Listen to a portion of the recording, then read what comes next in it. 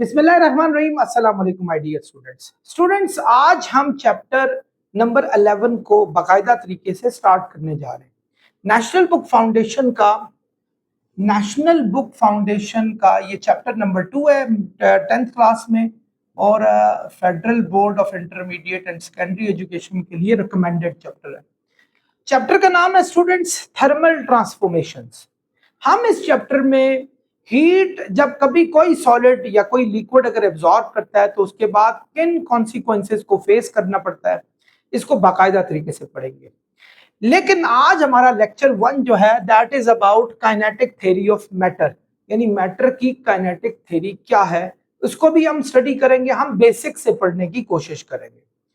Dear students, आपने अपनी पूरी लाइफ में जो साइंसेस पढ़ी हैं वहां मैटर की हमेशा 3 टाइप्स पढ़ते आए, जिसमें number 1 solid, number 2 liquid, number 3 gas, फिर आपने लास्ट ईयर प्लाज्मा पढ़ी थी। आमतौर पे वैसे मैटर की 7 स्टेट्स होती हैं हमारे पास, जिनमें एक स्टेट जो हमारे पास सॉलिड हमने पढ़ी थी, सॉलिड, लिक्विड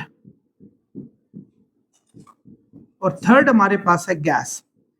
ये तो हम यहाँ इस चैप्टर में पढ़ेंगे। वैसे आमतौर पे 7 स्टेट्स होती हैं, जिनमें 4th स्टेट आपने प्लाज्मा, यस, फिर एक आगे जाकर अपनी यूनिवर्सिटी लेवल पे पढ़ेंगे बोस, आइंस्टाइन, कंडेंसेट, और एक थी फर्मियोनिक कंडेंसेट,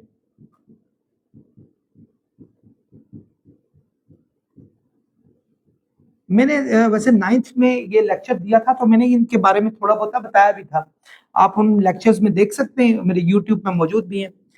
और कॉर्क, ग्लूऑन, प्लाज्मा, ये आप कुछ ऐसी चीजें हैं। इन 3 के बारे में तो खैर आप यूनिवर्सिटी लेवल पे जाके पढ़ेंगे। 4th लेवल आप लोगों ने वैसे ही 9th में पढ़ा था।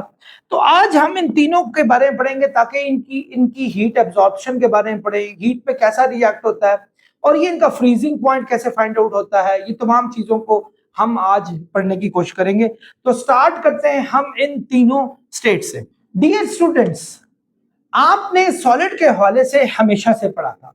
सॉलिड क्या चीज है? सॉलिड हार्ड मटेरियल को सॉलिड कहा जाता है, जिसकी एक फिक्स शेप होती है आपके पास। यानी जैसे आप हो गए आप खुद एक सॉलिड है यानी जो इजीली फ्लो नहीं कर सकती, जिसके मॉलिक्यूल अपनी एक फिक्स शेप को लूज नहीं करते, वो उसी जगह पर मौजूद रहते हैं। यानी अगर हम इसका बगौर मुशाहिदा करें तो आपके यानी जो एटम्स और मॉलिक्यूल्स हैं दे आर पैक्ड, वो बिल्कुल पैक होते हैं साथ साथ, और वो किसी सूरत में भी अपनी इस शेप को लूज नहीं करते अनलेस और अनटिल अगर उन पे बहुत ज्यादा हीट या बहुत ज्यादा प्रेशर अप्लाई कर दिया जाए। ये अपनी जगह पर मौजूद रहते हैं और ऑब्वियसली इनके अंदर थोड़ी बहुत ही थर्मल एनर्जी और काइनेटिक एनर्जी होती है। थर्मल एनर्जी की वजह से ही काइनेटिक एनर्जी होती है, यानी ये जो हीट अपने अंदर एब्जॉर्ब करते हैं अपने माहौल से, सराउंडिंग से, वो हीट इनको क्या करती है, इनके अंदर मूवमेंट क्रिएट करती है। और ये अपनी मूवमेंट में ही जो है ये मीन पोजीशन, यानी अपनी मीन पोजीशन के आगे ही वाइब्रेट करते रहते हैं, दाएं बाएं आगे पीछे ऊपर नीचे, यानी चारों डायरेक्शन में ही मूव करते हैं। और ये आपका सॉलिड का कोई भी पार्टिकल एक अपनी जगह को लूज करके किसी दूसरी जगह पर नहीं जाता। तो ये क्या करता है, ये सॉलिड को एक फिक्स शेप देता है। यानी कभी आप ऐसा हुआ कि आप एक अंदाजा लगाएं कि आपके नाक के मॉलिक्यूल्स हैं वो मूव करके किसी और जगह पे चले गए हो ताकि नाक ही गायब हो गई हो? नहीं, it is fixed at the point where it should be. ये जहां है उस जगह पर इसको होना चाहिए। तो इसी तरह बॉडी पार्ट्स को देख लो, ये आपके हाथ में मार्कर है, it is fixed very hard because all molecules और atoms inside them are vibrating in around its mean position. वो अपने मीन पोजीशन के इर्द गिर्द मूव कर रहे होते हैं। सो कंपैक्ट होते हैं, डेंसिटी बहुत ज्यादा इनकी हाई होती है और ये आराम से अपनी शेप को लूज नहीं करते। लेकिन अगर हम इन पे बहुत ज्यादा हीट अप्लाई कर दें तो हीट क्या होती है, हीट इनके अंदर थर्मल एनर्जी की शक्ल में अंदर जाती है और इनके एटम्स को एक्साइट करती है और इनके एटम्स और मॉलिक्यूल्स में मूवमेंट फास्ट हो जाती है। तो फिर ये एक दूसरे को पुश करते हैं। जैसे फर्ज करें हीट यहां से दाखिल हुई, अब जब इसको हीट मिली, ये जैसे बिल्कुल ऐसा ही है जैसे आपको खाना दिया, आपने खाया, आप खड़े हो गए कि जी now I am I am ready to overcome anything, मैं किसी भी चीज को आप जो है ना काबू कर सकता हूँ। तो बिल्कुल इसको जब हीट मिलती है तो ये अब स्ट्रांग हो जाता है, ये अपनी मूवमेंट को और फास्ट कर लेता है। ये क्या करता है कि बाकी एटम्स को पुश करने की कोशिश करता है और नतीजा उनके बीच में गैप्स को बढ़ाने की कोशिश करता है। इनके बीच में फोर्सेस बड़ी स्ट्रांग होती है, इनको कोहेसिव फोर्सेस कहा जाता है। इंटरमॉलिक्यूलर फोर्सेस सबसे ज्यादा स्ट्रांग आपके पास सॉलिड में होती है। नेक्स्ट चीज है स्टूडेंट्स लिक्विड। लिक्विड क्या चीज है? ये मैं क्या कर रहा हूं, ये मैं आपको काइनेटिक थ्योरी ऑफ मैटर पढ़ा रहा हूं। ये जो थ्योरी आपने बचपन में भी पढ़ी हुई है, बचपन मींस अपने जूनियर क्लासेस में 5th 6th 7th स्टैंडर्ड में पढ़ी है। तो लिक्विड के हवाले से हमारी क्या जो सोच है वो ये है कि लिक्विड के जो मॉलिक्यूल्स होते हैं दे आर फार अपार्ट, उनके बीच में जो फोर्सेस होती हैं वो काफी स्ट्रांग होती हैं। इसको इंटरमीडिएट फोर्सेस कहा जाता है, which is strong enough, in fact better than gas. Gas और प्लाज्मा से ज्यादा बेहतर होती है, लेकिन सॉलिड के मुकाबले में इनके अंदर फोर्सेस कम स्ट्रांग होती है। तो नतीजा क्या होता है कि जब इनके मॉलिक्यूल्स दूर दूर फासले पर होते हैं, कोई इधर चला गया कोई इधर चला गया, they are in random motion, वो रैंडम मोशन में होते हैं। इसकी सबसे अच्छी एग्जांपल आप ले सकते हैं कि जैसे अगर फर्ज करें आपने कोई पानी का ग्लास ले लिया, उसमें अगर आप हल्का सा शरबत डालेंगे, थोड़ी देर बाद वो शरबत पूरे पानी के जो एटमॉस्फेयर है उसके अंदर फैल जाएगा। What is the reason? Molecules भाग रहे हैं, वो उसको लेंगे, उठा के उधर फेंका, and after some time you gonna see that the whole liquid becomes messy. क्यों? वो उनके मॉलिक्यूल्स हैं, उन्होंने उस एनर्जी को एब्जॉर्ब किया और हर जगह तक पहुंचाना शुरू किया। इसके बारे में मैंने आपको पिछले चैप्टर में बताया था कि इनके अंदर जो हीट जो फ्लो करती है that is because of convection, और इनके अंदर जो हीट फ्लो करती है that is because of conduction. तो बहरहाल इनकी जो फोर्सेस होती हैं वो भी काफी स्ट्रांग होती हैं, लेकिन वो बेटर देन लिक्विड होती है, गैस होती हैं, but not better than solid होती है। इसलिए इनकी कुछ खास शक्ल नहीं होती। आप इसको जिस जगह पर डालेंगे ये वैसी शक्ल अडॉप्ट कर देगा। चलते हैं स्टूडेंट्स गैस पर। गैस बहुत ही आवारा किस्म के जो हैं वो मटेरियल है। आपने यहां परफ्यूम लगाया, थोड़ी देर बाद वहां से बाहर आता हुआ बंदा आपको कह रहा है वाह भाई बड़ा कमाल का परफ्यूम आपने लगाया, तो एकदम उसको फील हो गया। Means they are wanderers. ये आवारागर्द किस्म के मॉलिक्यूल एक जगह से दूसरी जगह तक फैलने में जरा भी टाइम नहीं लगाते, फौरन चले जाते। क्यों? इनके बीच में फोर्सेस बहुत वीक होती हैं, और वो वीक फोर्सेस क्योंकि एक दूसरे को वो खींचते नहीं है, वीक फोर्सेस होती हैं, तो वो कहते हैं जा भैया जहां मर्जी जाना है तो चला जा। यानी आप समझ लें एक अच्छी नोबल फैमिली इस तरह की होगी, थोड़ी सी जो है फैमिली जो जिसके बच्चे कंट्रोल में नहीं है वो इस तरह के होंगे, और जिनके बच्चे आउट ऑफ कंट्रोल होंगे टोटली, वो आप समझ लें गैस की सिचुएशन हमारे पास होगी। तो गैस के molecules they are very much wondrous in fact and they are continuously in random motion। ये रैंडम मोशन में होते हैं। आपकी सुई गैस कभी भी लीक करती है तो वो आपको स्मेल एक जगह से दूसरी जगह तक फौरन में पहुंच जाती है।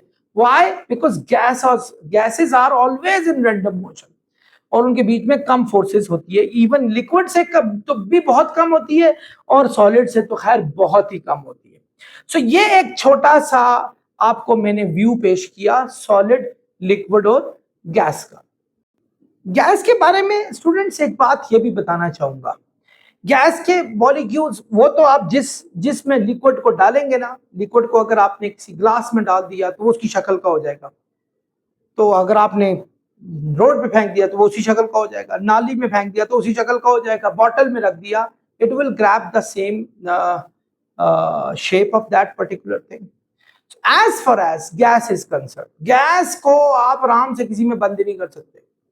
ये वो आवारा बच्चा है कि अगर आप उसको घर में रखेंगे वो दरवाजे तोड़ना शुरू कर देगा, मुझे निकालो बाहर भाई, इधर फंसा दिया मुझे। तो इधर भी ऐसे ही होगा, इसको आप उठा के अगर किसी कंटेनर में रख देंगे कंटेनर से टकराएगा, आपको शायद उसका टकराव फील ना हो, लेकिन बहरहाल वो कभी उससे टकराएगा कभी आपस में टकराएंगे, और इनके बीच में आमतौर पर इलास्टिक जो है वो मूवमेंट होती है, इलास्टिकली ये एक दूसरे के साथ कोलाइड करते रहते हैं, कोलिजन इनकी बहुत तेज होती है। तो बहरहाल ये आपका इसका छोटा सा व्यू था, आई होप आप समझ गए होंगे। क्या मैटर की स्टेट्स को स्टूडेंट्स चेंज किया जा सकता है?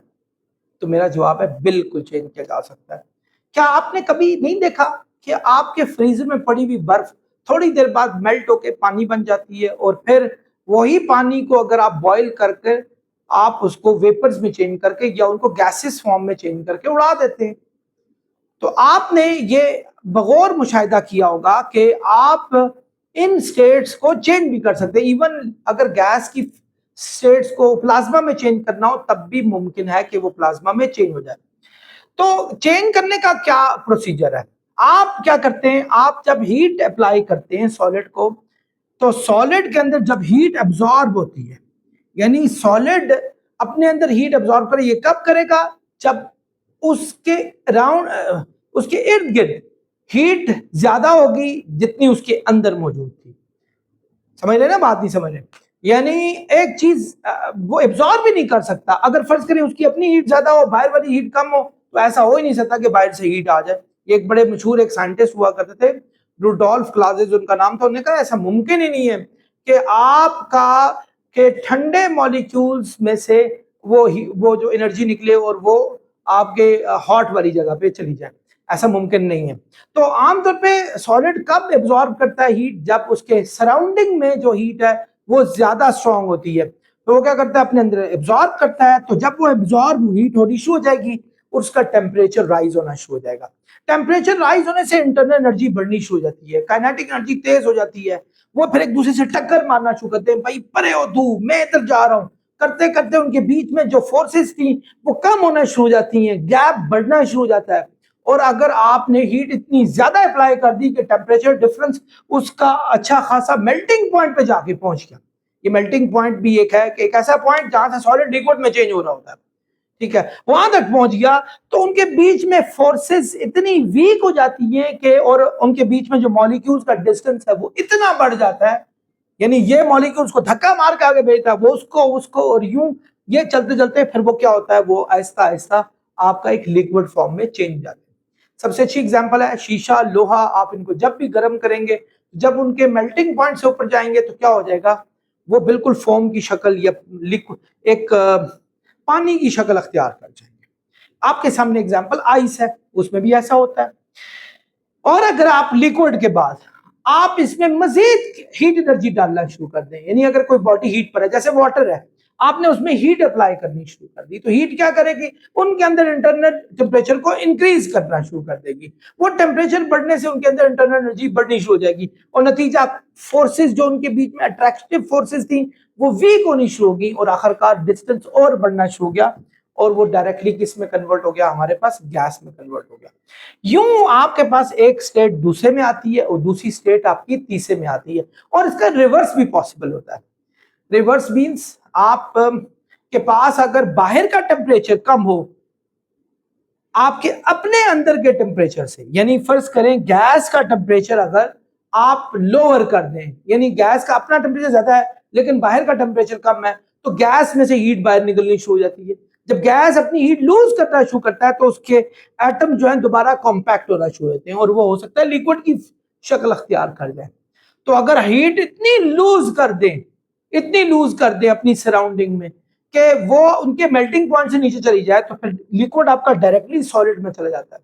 इसकी सबसे अच्छी एग्जांपल है, जब आप पानी को फ्रिज में रखते हैं तो क्या होता है, पानी के अंदर जो हीट होती है वो लूज होती है बाहर वाले एटमॉस्फेयर में, और नतीजा उसके जो मॉलिक्यूल्स हैं वो कॉम्पैक्ट होना शुरू हो जाते हैं, और वो किसकी शक्ल अख्तियार कर जाते हैं, सॉलिड की शक्ल अख्तियार करते हैं। ये एक चेंजिंग स्टेट ऑफ मैटर का एक मेथड है कि एक मैटर को किस तरह एक स्टेट से दूसरी स्टेट में चेंज किया जा सकता है। ये दो फिनोमिना है, वैसे मैं पढ़ा तो चुका हूं। पहला है freezing. What is freezing? Freezing is the phenomena in which a liquid changes directly into solid. आपका लिक्विड सॉलिड में चेंज हो जाए, this procedure is known as freezing. आप फ्रीजर में क्या कर रहे होते हैं, बर्फ को जमा रहे होते हैं, पानी को डायरेक्टली बर्फ में चेंज कर रहे होते हैं। Why? Because you want it. What do? You put that particular thing in freezer, and what does freezer do? Freezer escapes these heat out from the solid liquid and converts that liquid into solid straight away. So वो escape out करने के लिए उसमें से heat बाहर निकालना, और वो फिर उसका एक प्रोसीजर होता है, वो हीट को रिजेक्ट करता है बाहर सिस्टम में जाकर, इसलिए फ्रीजर के बाहर गर्मी गर्मी होती है, क्योंकि उसे सारे ऑब्जेक्ट्स में से हीट को उठा के बाहर निकाल देना है। फ्रीजिंग, ये आप समझ गए, phenomena in which liquid changes into solid, and when does this happen, ये कब होता है? This happens when the temperature of the liquid is smaller than surrounding, so I'm sorry, greater than surrounding. So what does it do? It loses the heat in the surrounding. ये अपनी heat को loose करता है surrounding में। जब इसकी heat loose होती है तो इसके एटम कॉम्पैक्ट होना शुरू हो जाते हैं। सो अगर लिक्विड की हीट सराउंडिंग से ज्यादा होगी, वो अपनी हीट लूज करेगा। जिधर की हीट ज्यादा होगी वो हीट दूसरे में चली जाएगी, क्योंकि लिक्विड की हीट ज्यादा है सराउंडिंग में, लिक्विड से निकल के सराउंडिंग में चली जाएगी हमारे पास, तो वो सीधा सीधा किस में चेंज जाएगा? हमारे पास सॉलिड में चली जाएगा। So this is called freezing. What is melting? This is the reverse process. Solid changes into liquid. So when does this happen? When solid absorbs too much heat. And when does this happen? It happens when solid has less heat as compared to the surrounding. जब solid की heat surrounding के मुकाबले में हमारे पास कम होती है, so what does it do? It absorbs heat, and when heat is entered into the system, what does it do? It actually it changes into kinetic energy of the molecules and atoms, उसमें change आती है, and those atoms vibrate fastly, and this vibration it goes in all the atoms slowly, and after some time you would see that there is a big gap between all the molecules and atom, means it has turned into liquid state way. So this procedure is known as melting, means transfer of liquid into solid into liquid. Students, third thing हमारे पास है vaporisation.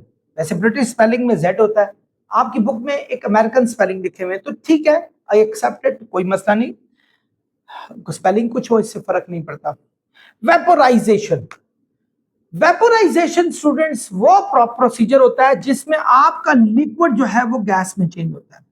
सो यहां से आगे जाएंगे heat, यानी अगर फर्ज करो यहां से यहां गए या यहां से यहां गए, तो इसमें आप हीट गेन करते हुए जाएंगे, हीट गेन करते हुए, ये भी हीट गेन करेंगे, इस प्रोसेस में मजीद हीट गेन करेंगे, ठीक है। लेकिन जब रिवर्स प्रोसेस स्टार्ट होगा, यानी गैस से वापस जाएंगे जब लिक्विड में, तो हीट लूज करेंगे, हीट लूज करेंगे आप। इसी तरह जब यहां से आप यहां जाएंगे तो हीट लूज करेंगे, याद रखना। सो चूंकि what we are doing, we are going from liquid to gas, gas में हम जा रहे हैं, यानी when you heat up the liquid it gains energy and thermal energy, and that thermal energy straight goes to kinetic energy, and when the kinetic energy is sufficient enough, जब बहुत बड़ी kinetic energy आपके पास हो जाती है, तो ये molecules एक दूसरे को पुश करके मजीद और गैप्स बढ़ा देते हैं, और जब ये गैप बढ़ना शुरू हो जाए तो एक पॉइंट आ जाता है कि they straight away go into the vapours या गैस, ये गैस में सीधा सीधा शिफ्ट हो जाते हैं। इस प्रोसेस को वेपोराइजेशन कहा जाता है। हर सॉलिड का, सॉरी लिक्विड का ये खास टेम्परेचर होता है और खास किस्म की वो हीट एब्जॉर्ब करता है, तब ही जाके वो लिक्विड से गैस में शिफ्ट होता है। ये हर एक के साथ नहीं होता। फर्ज करें 100 डिग्री सेल्सियस पर लिक्विड सीधा सीधा गैस में चेंज होता है।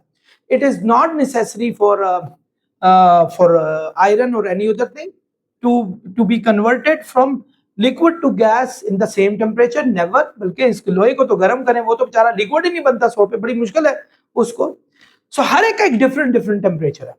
तो एक खास टेम्परेचर पर जब काइनेटिक एनर्जी इतनी विगरस हो जाती है कि वो अपनी शक्ल को बरकरार ना रख सके, तो लिक्विड आपका सीधा सीधा गैस में चेंज होता है, and that procedure is known as vaporisation. Students, एक और फिनोमिना है, that is evaporation. What is this? Evaporation क्या होता है? स्टूडेंट्स, किसी भी लिक्विड को आप किसी जगह पर रख दें, आप आज रात को पानी का ग्लास रख लें और सो जाए, सुबह उठेंगे थोड़ा सा पानी कम हुआ होगा, भाई where has that water gone? वो पानी किधर चला गया? कोई भूत आके खा गया उसको, पी गया, सॉरी खाना नहीं होता, पीना हो गया, पी गया, किधर चला गया वो पानी? स्टूडेंट्स याद रखें, फर्ज करें ये ग्लास ऑफ वाटर है, ये आपने रात को ग्लास ऑफ वाटर रखा, और ये ग्लास ऑफ वाटर में ये ले जी, ये पानी की आपकी सतह है, ये पानी आपने भरा हुआ था, ठीक है। और सुबह उठे तो रात को एक भूत, सॉरी भूत तो नहीं पिएगा, रात को इतना पानी गायब हो गया। सीधा सीधा आपकी अम्मी ने कह दिया भैया तेरे तो कमरे में भूत है, इतना पानी कहां से चला गया, गायब हो गया। तो वो आप कसम खा रहे हैं, अम्मी कसम खुदा की मैंने नहीं पिया, ये पता नहीं किधर चला गया। तो अम्मी ने आप पर फतवा तो लगा देना भाई ये तो चला गया सीधा भूत पी गया, ऐसा नहीं होगा। होता यूं है स्टूडेंट्स, मेरी बात याद रखें, ये वाटर के मॉलिक्यूल्स जो अंदर होते हैं ना, इनके अंदर जो एटम होते हैं वो घूम फिर रहे होते हैं, इंजॉय कर रहे होते हैं, और उनमें बड़े ही एनर्जेटिक किस्म की, क्योंकि मैंने आपको ऑलरेडी कहा लिक्विड के मॉलिक्यूल्स हर वक्त हरकत कर रहे होते हैं। तो ये घूमते फिरते यहां जब पहुंचते हैं ना, इस जगह पर पहुंच जाते हैं सरफेस पर, तो वो क्या होते हैं, वो छलांग मारते हैं थोड़ी सी ज्यादा एंजॉय करने के लिए, तो वो हवा में मुअल्लक हो जाते हैं, हवा उनको स्वीप करके कहीं और लेके चली जाती है, तो नतीजा बहुत सारे वेपर्स आपके इर्द गिर्द एनवायरनमेंट में चले जाते हैं। ये सब लिक्विड के साथ होता है। कभी आप अपने हाथ पे एक स्पिरिट डाल दो, थोड़ी देर बाद आप देखेंगे सूख जाएगा, वो कहां चला गया, वो एकदम उड़ गया, ऐसे फील होता है। वो होता क्यों है, उनके अंदर मॉलिक्यूल बहुत फास्टली मूव कर रहे होते हैं, तो जरा सा हवा या जरा सी हीट टेम्परेचर पर वो उड़ जाते हैं। वो कहां, वो उनकी सरफेस में वो उड़ चले जाते हैं और वो उधर से गायब हो जाते हैं। That process is known as evaporation. Evaporation के लिए किसी खास टेम्परेचर का होना लाजमी नहीं है। जैसे मैंने आपको पीछे वेपोराइजेशन में बताया था कि अगर फर्ज करें पानी को आपने वेपोराइजेशन प्रोसेस पे लेके जाना, तो आप क्या करेंगे, लिक्विड को गैस बनाने के लिए आपको 100 डिग्री सेल्सियस पे लेके जाना होगा। लेकिन एवापोरेशन के लिए किसी टेम्परेचर की जरूरत नहीं है। आप ठंड में भी आप रख लें बॉटल, हो सकता है सुबह वो आपकी काफी हद तक खाली हो गई हो, और ये बड़ा इंपॉर्टेंट प्रोसेस है। आप भी थोड़ी दो दिनों के बाद या कुछ अरसे बाद आप देखेंगे कि जुलाई अगस्त आ जाएगा, तो आप देखेंगे आपकी पूरे एनवायरनमेंट में वाटर मॉलिक्यूल्स ही वाटर मॉलिक्यूल्स होंगे। आपने रात को ब्रेड रखी, सुबह गीली हुई भी थी, भाई ये पानी कौन डाल के, रात को भूत तो नहीं आ गया उसमें। या आपके कोई केकरस रखा हुआ है या बिस्किट रखा है, वो नरम हो गए, उनमें वाटर मॉलिक्यूल्स चलेंगे। तो आपकी इन्वायरमेंट में बहुत सारे मॉलिक्यूल्स हैं। वो होता यूं है कि डिफरेंट जगहों पर, झीलों में, समंदरों में, दरियाओं में, ये इवन आपके घरों में जो पानी होता है वो एवापोरेट होके आपके इस एटमॉस्फेयर का हिस्सा बन जाता है, इस माहौल का हिस्सा बन जाता है, एनवायरनमेंट का हिस्सा बन जाता है, और वो फिर जहां जहां उसने एब्जॉर्ब होना वो हो जाता है। So this process is at any temperature. इसके बारे में हम आगे जाकर ना तफसील से पढ़ेंगे भी, और ये किन किन फैक्टर्स पे डिपेंड होता है इसको भी हम आगे जाकर जरूर पढ़ेंगे। स्टूडेंट्स नेक्स्ट हमारा है condensation. What is condensation? Condensation is a process in which we go from gas to liquid. Gas से लिक्विड की तरफ हम जब जाते हैं, यानी ये एग्जैक्टली जो आपका उल्टा प्रोसीजर है, समझ लें कि वेपोराइजेशन का या फिर इवन एवापोरेशन का। आप बल्कि यूं कह नहीं सकते रिवर्स प्रोसेस का, लेकिन मैं चले आपको कंडेंसेशन से समझाने की कोशिश करता हूं। देखें, कभी आप लोगों ने, आप गाड़ी में बैठे हुए, ये गाड़ी में बैठे हुए हैं, हाँ जी ये गाड़ी है जी, मुझे माशाल्लाह मेरी डायग्राम भी ऐसी फजूल सी डायग्राम है, ये गाड़ी है। चले इसकी थोड़ी विंड स्क्रीन हम यूं रख लेते हैं, ठीक है जी, ये विंड स्क्रीन है। आपने एकदम ना विंड स्क्रीन जो है आपकी, ये जो इस जगह पर मौजूद है, आपने ठंडी हवा इसके साथ टकराई, अंदर आपके ये दिसंबर का महीना चल रहा है, और दिसंबर के महीने में आपने अक्सर औकात ये होता है कि ड्राइवर जो है वो बार बार अंदर से शीशा साफ कर रहा होता है, उसके वाटर ड्रॉपलेट्स हर जगह पे लगे हुए होते हैं।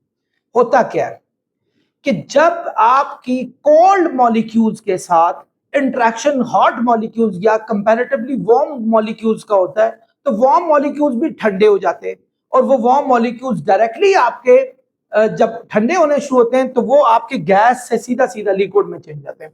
एक्चुअली इसमें हीट लूज होती है, ये मैंने आपको पहले बताया था कि गैस से आप जब लिक्विड में जाएंगे तो हीट लूज होना शुरू हो जाएगी। सो बिल्कुल जैसे आपने किसी फ्रिज से कोई कोल्ड ड्रिंक बाहर निकाली, जैसी कोल्ड ड्रिंक बाहर निकालेंगे आप देखेंगे उसके इर्द गिर्द जो है वो क्या लगा हुआ होगा, पानी लगा हुआ होगा। भाई वो पानी कहां से आ गया? वो होता यूं है, जैसे ही आप फ्रिज से बाहर निकालते हैं तो चूंकि आपकी जो कोल्ड ड्रिंक है वो तो बहुत ठंडी है, काफी कोल्ड है, तो जब हवा उसके साथ टकराती है, हवा कंपैरेटिवली गर्म होती है, तो हवा क्या करती है, अपनी एनर्जी लूज कर जाती है, हीट एनर्जी लूज करती है। हीट एनर्जी जब वो लूज करती है तो हवा के मॉलिक्यूल लिक्विड फॉर्म में चेंज जाते हैं, और वो जाके आपकी उस जो कोल्ड ड्रिंक की बोतल है वो उसके साथ अटैच हो जाते हैं। So this is the process. Condensation में क्या होता है, आपकी हीट लूज होती है हमारे पास। सो ऐसा प्रोसेस जिसमें गैस से लिक्विड में ट्रांसफॉर्मेशन हो जाए, तो उस प्रोसेस को आप कंडेंसेशन कहते हैं। स्टूडेंट्स, नेक्स्ट है sublimation. What is sublimation?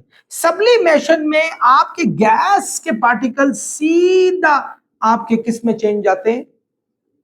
I am sorry, solid के पार्टिकल सीधा गैस में चेंज जाते हैं। यानी ये मैं उल्टा बोल रहा था। सॉलिड सीधा सीधा आपकी गैस में शिफ्ट हो जाती है, तो इसको सब्लिमेशन कहा जाता है। यानी बीच वाली कहानी को वो सर पास करके चला जाता है। ये बहुत सारी रीजन की वजह से ऐसा होता है। इसकी सबसे बड़ी एग्जांपल आपके पास है, आपके पास सॉलिड कार्बन डाइऑक्साइड। ये एक कार्बन डाइऑक्साइड CO2 हमारे पास होता है सॉलिड फॉर्म में। ये नियरली -78 पॉइंट तकरीबन 5 डिग्री सेल्सियस पर हमारे पास ये सॉलिड CO2 बनी होती है। आप कभी सॉलिड CO2 को उठाकर सीधा सीधा आप रूम टेम्परेचर पर लेकर आए। रूम टेम्परेचर कितना होता है? रूम टेम्परेचर नियरली 30 होता है, या 25 कर लो, 25 डिग्री सेल्सियस होता है रूम टेम्परेचर। इस पे ले जाए सॉलिड को, यकदम जब इतने टेम्परेचर से इतने ज्यादा टेम्परेचर पे आना पड़े, यानी -78 और 25 के बीच में, अगर आप 25 में से -78 ही कर ले, तो ये 25 + 78 आ जाएगा, तो ये 103, यानी यकदम 103 डिग्री सेल्सियस का जब इसको टेम्परेचर मिला इसको, तो वो उसने ऑब्वियसली इतने ज्यादा टेम्परेचर पे बीच वाला रास्ता ही नहीं इख्तियार करना, वो सीधा सीधा इसी में शिफ्ट हो जाएगा। क्योंकि ये तो कोई इंटरमीडिएट किस्म का टेम्परेचर होता है ना, जो लिक्विड पे होता है। यकदम इतना ज्यादा टेम्परेचर एब्जॉर्ब कर लेने से आपका CO2 सीधा आ जाएगा। इसकी बहुत सारी रीजन होती है। इसकी सबसे अच्छी रीजन, इसकी सबसे बेहतरीन रीजन ये कि इनके मॉलिक्यूल्स की जो इंटरनल स्ट्रक्चर है वो ऐसा होता है कि वो अपनी स्टेट को बरकरार ही नहीं रख सकते। यानी उनके बीच में कोहेसिव फोर्सेस, जो उनके इंटरमॉलिक्यूलर फोर्सेस है, वो बहुत वीक होती हैं। वो बस यही ढूंढ रही होती हैं कि हमें थोड़ा सा टेम्परेचर मिले और हम नहीं इस टेम्परेचर पर रहेंगे, हम सीधा सीधा जो इस स्टेट में रहेंगे, हम सीधा सीधा स्टेट सॉलिड से किधर पहुंच जाएंगे? गैस में पहुंच जाएंगे। सो एक रीजन में ये भी है कि उनकी अपनी एक इंट्रिंसिक प्रॉपर्टी है कि वो नहीं रह सकते। दूसरी ये है कि यकदम इतना ज्यादा टेम्परेचर चेंज हो जाए, यानी ये थोड़ा बहुत नहीं है। आमतौर पर टेम्परेचर चेंज करने में क्या होता है, ये 5-6 डिग्री को चेंज किया था, लेकिन 103 इज टू मच, बहुत ज्यादा है। और इतने टेम्परेचर में वाकई ये बीच वाली स्टेट की कहानी नहीं आनी, और सीधा सीधा वो इसी स्टेट में हमारे पास चेंज हो जाएगा। So sublimation is a process in which a material changes from solid to gas straight away with surpassing the liquid के बीच वाली कहानी उसको सरपास करके गुजर जाता है due to the high temperature, pressure, or can be its own intrinsic property because it cannot stay longer in that particular situation if the heat is removed. ये भी याद रखेगा, हीट रिमूव करें तो वो नहीं, और अगर इसी पे रखें, अगर आप इसी टेम्परेचर पे, तो ये रहेगा। आई होप आप लोग समझ गए होंगे स्टूडेंट्स। और लास्ट टॉपिक है आज का, दैट इज डेपोजिशन। ये इस लेक्चर का लास्ट, आज का नहीं, इस लेक्चर का लास्ट टॉपिक है deposition. Deposition is exactly reverse of sublimation. Sublimation में क्या था, आपका सॉलिड डायरेक्टली गैस में चेंज हो रहा था, इसमें सीधा सीधा गैस जो है आपकी सॉलिड में चेंज हो रही है। क्या आप लोगों ने कभी देखा, एक दिसंबर की रात हो या जनवरी के फर्स्ट 2 वीक्स की रात हो, और मॉर्निंग में जब उठते हैं तो हर जगह पे आपको फ्रॉस्ट ही फ्रॉस्ट, एक आइस चिपकी भी हर जगह पे नजर आ रही होती है? ऐसा क्यों होता है? रात पूरी जब इतनी ठंड में जब हीट लूज हो रही होती है, यानी चूंकि रात का टाइम में हीट लूज हो रही होती है बहुत सही दिनों में, तो जो वाटर वेपर जो गैसवस फॉर्म में हमारे होते हैं, वो यकदम जब अपनी हीट लूज करते हैं वो डायरेक्टली सॉलिड में चेंज जाते हैं, यानी वो फ्रॉस्ट बना लेते हैं, sir passing the liquid again. Liquid का की तो कहानी नहीं, सीधा सीधा वो गैस पार्टिकल जो वेपर पार्टिकल थे, they straight away go to the solid state, सीधा सॉलिड स्टेट में पहुंच जाएंगे। So exactly reverse of sublimation, because उनके अंदर इतनी हीट रिमूव हो जाती है, they actually get the structure of the solid straight away, वो सॉलिड का स्ट्रक्चर हासिल कर लेते हैं। ड्राई आइस इसकी एक सबसे अच्छी एग्जांपल है। तो आई होप स्टूडेंट्स आप लोगों ने लेक्चर को एंजॉय किया होगा। सो अगेन इन पिछला सब्लिमेशन था, ये डिपोजिशन है, उससे पीछे मैंने आपको वेपोराइजेशन का पढ़ाया, एवापोरेशन का पढ़ाया। तो उनमें तमाम में मैं एक एक लाइन आपको बताऊं। सॉलिड वो होता है जिनके बीच में कॉम्पैक्ट पार्टिकल्स होते हैं, लिक्विड होता है जिनके फार अपार्ट होते हैं, इनकी इंटरमॉलिक्यूलर फोर्सेस स्ट्रांग होती हैं, इनकी वीक होती हैं, उनकी बहुत वीक होती हैं। सॉलिड को लिक्विड में चेंज किया जा सकता है, हीट दे के चेंज किया जा सकता है। हीट इनके अंदर एनर्जी को बढ़ाती है, इनके गैप्स को बढ़ा देती है और लिक्विड में चेंजिंग हो जाती है। मजीद अगर हीट दी जाए तो गैस में भी शिफ्टिंग हो सकती है। दे आर वॉन्डरर्स, हल्की सी गैस पूरे रूम में फौरन फैल जाती है। Why? Because they don't have attractive forces between them, enough attractive forces between them. फिर मैंने आपको बताया चेंज का बताया। चेंज के बारे में बात मैंने बताया कि मेल्टिंग पॉइंट क्या होता है। मेल्टिंग क्या होता है कि सॉलिड का लिक्विड में चेंज जाना। वेपोराइजेशन क्या होता है? लिक्विड का गैस में चेंज जाना। एवापोरेशन होता है किसी भी, ये तो हर किसी खास टेम्परेचर पे होते हैं, किसी भी टेम्परेचर पर आपका क्या कहते हैं, सॉलिड लिक्विड का गैस में, गैस पार्टिकल में चले जाना। जैसे पानी मैंने एग्जांपल दी, रात को रखें सुबह वो तक वो उड़ भी सकता है, ठीक है, इसी तरह। और इसी तरह मैंने आपको आगे जाकर सब्लिमेशन और डिपोजिशन का भी बताया। आई होप आप लोगों ने एंजॉय किया होगा। नेक्स्ट लेक्चर तक इजाजत चाहता हूँ। चैनल को सब्सक्राइब करें और दूसरों तक शेयर करें। अल्लाह हाफिज।